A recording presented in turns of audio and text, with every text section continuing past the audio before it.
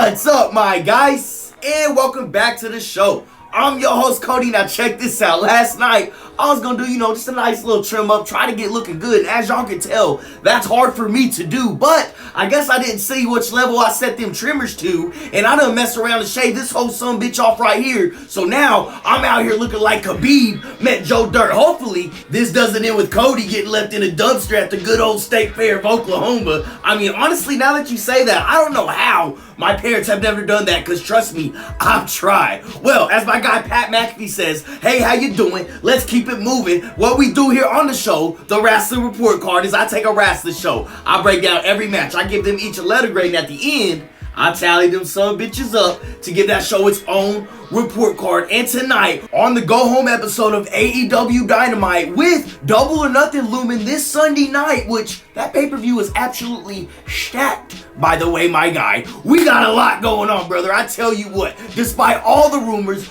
all the rumblings, CM Punk looks set to be making his return as AEW Collision will come to us live June 17th from Chicago. Yeah, that's right, baby. Get your ice cream Sammies ready. Not only that, we had another huge debut on AEW. I'm talking about a hardcore legend. And Chris Jericho, yeah, he's met him a time or two. Not only do we got all that going on, we got 3 titles matches, plus we hear from the AEW World Heavyweight Champion, my guy MJF, ahead of his fatal 4-way match this Sunday night at Double or Nothing. So as y'all can tell, we got a lot to talk about. Without further ado, go on and buckle up, and let's get to grading, my guy. And for the 57th week in a row, tonight, we kick this sumbitch off with Orange Cassidy as he defends his international championship against Aussie Open's Kyle Fletcher. And if you know that Aussie Open is now officially all elite. Congrats to those guys. I know they had rumors that WWE wanted them as well, but Uncle Tony pulled out that checkbook and said, nah, they coming over to the Turner Network, my guy. Now remember, coming into this match, Orange Cassidy had that injured hand. However, that still hasn't stopped him from putting on banger after banger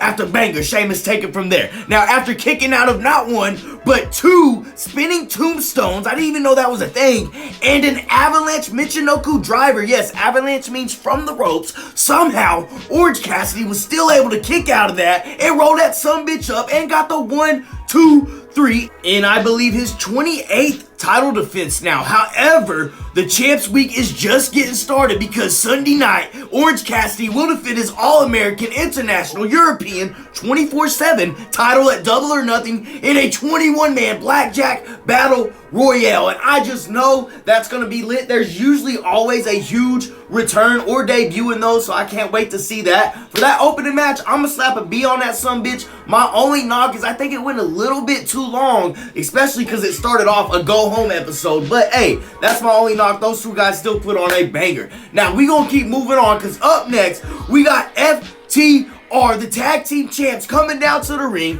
and they said, ain't no way we gonna let some TNA rejects like Jay Lethal and Jeff Jarrett head up this tag team division here at AEW. Nah, when we're done with y'all better go call up Dixie Carter, my guy.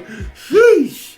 Anyways, while they were out here talking their shit, out came my guy, Mark Briscoe, who will be the guest referee in FTR's title match at Double or Nothing against Jay Lethal and Double J. So he walked straight down to the ring and asked Dax, hey, what was up with that pile driver you hit me with last week? Well, I guess old Marky Mark didn't like the answer that Dax gave him, because he just walked over and slapped the piss out that boy. I tell you what, he started to walk off now, but before he could, out came Double J and company. So Mark just shoved past Sanjay and Karen Jarrett, walked straight up to Jeff, slapped the piss out of him too, before walking up to Jay Lethal, and then he said, I don't care about none of them. You my boy though, but I'm tired of this bullshit, man. And y'all can hate me all you want, but I've been liking this segment right here. In my honest opinion, the tag team match has possibly had the best build-up going into Double or Nothing. For that right there, I'm gonna slap a B+ on that sumbitch. Plus, in my opinion at least, you can never go wrong when you got Mark Briscoe out here on live TV slapping the ever-loving shit out of people. I tell you what.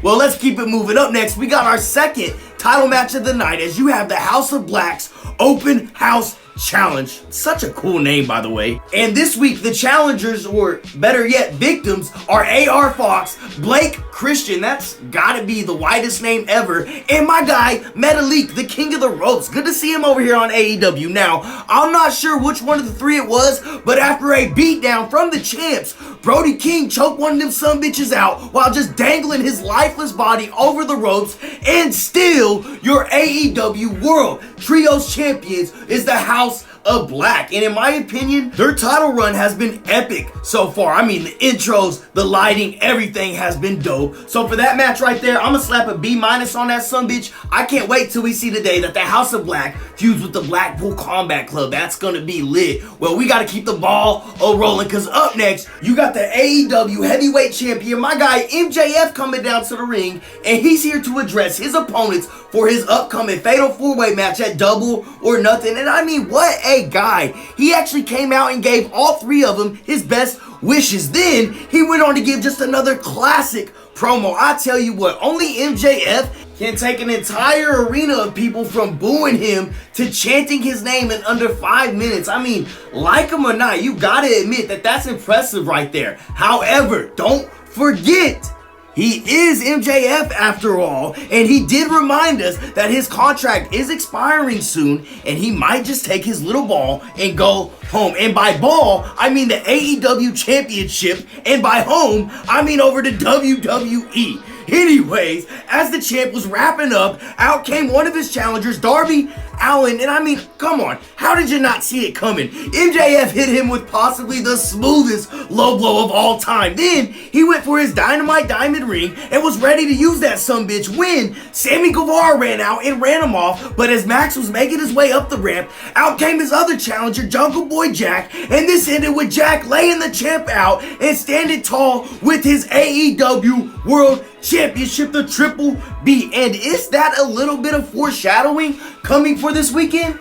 Hell no, MJF about to whoop all three of them boys. Y'all know what it was. But for that segment right there, I thought that was pretty dope. I'ma slap a B+ on that sumbitch, and we gonna keep moving, because up next, we go over to the women's division, as you got the challenger for Jade Cargill's TBS Championship at Double or Nothing, Taya Valkyrie, going one-on-one with Lady Frost, who's making her AEW debut. Now, I'm not sure if she's officially signed or not, but it was still dope to see her on TV. Now, during the match, Jade Cargill actually came out to scout her opponent. Now, that distraction almost cost Taya, but at the end of the day, she still hit the road to Valhalla, and ain't nobody kicking out of that, my guy. She picks up the 1-2-3 and keeps that momentum rolling headed into Sunday. Now, I'm gonna slap a C+ on that sumbitch. I don't know if it was the match or the crowd, but it just wasn't hitting. Anyways, let's get to the big news. Now, after announcing that he has an announcement for 2 weeks now, Tony Khan comes out and reveals that the debut for AEW Collision on June 17th will take place in none other than Chicago. That's right, baby. You know what that means. The Ultimate Weapon, Steve Blackman, is all elite, baby. Yeah.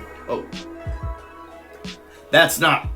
never mind. Just act like you didn't hit that. But it does look like, even after all the rumors, all the speculations, after all the dirt sheets you've been hearing about, CM Punk coming back to AEW is a go. It's a green light. And again, I'm sticking with my story. This has all been an elaborate work. I mean, remember, during the time that all that happened at All Out, CM Punk was injured, and this was a great way to keep everyone waiting on his return. All I'm saying is that if Ace Steel never bit Kenny Omega's titty, that's all I'm gonna say, okay? Well, let's get back to the show. Up next, we got our second contract signing of the week. How did we get so lucky? As you got Chris Jericho sitting down with Adam Cole, baby. And man, I forget how good of a promo Adam Cole really is. After he said his piece, the Ocho said, dummy, this match is unsanctioned, there's no rules, and there's 5 of us, and only 2 of you. And Adam Cole was like, yeah, you right, but I made a little phone call to the homicidal, the suicidal, genocidal,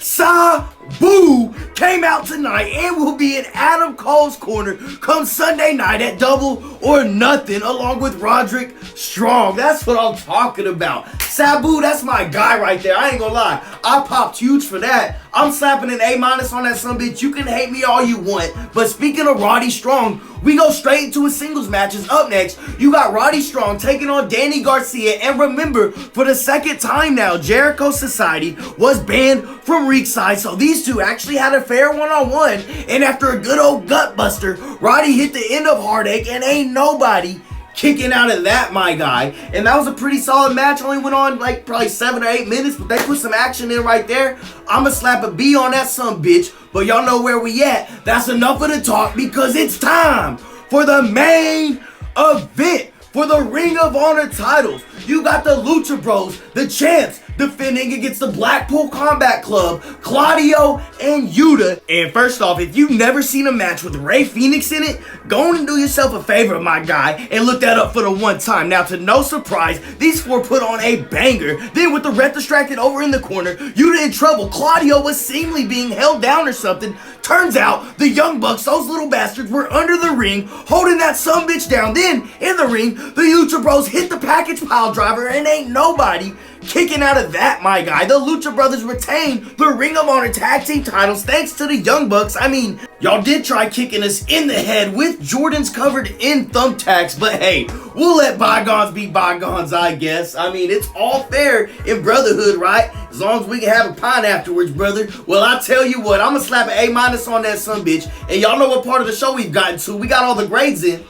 Now let's take a look at the report card, my guy. After tallying everything up, we came out with a final letter grade of